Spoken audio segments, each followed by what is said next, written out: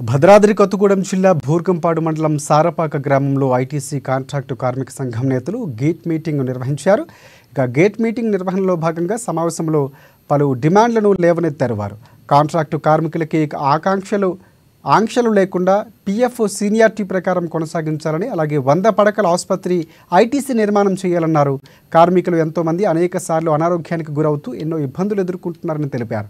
ప్రస్తుతం ఇటీవల పెట్టిన నోటిఫికేషన్ ప్రకారంగా కాకుండా కార్మిక చట్టాల ప్రకారంగా నియామక ప్రక్రియ కొనసాగించాలని, డబ్బులు దండ జరగకుండా చూడాలని అన్నారు. ఇక కాంట్రాక్టు కార్మికుల న్యాయమైన డిమాండ్లను పరిష్కారం దిశగా యాజమాన్యం కృషి చేయాలని విజ్ఞప్తి చేశారు.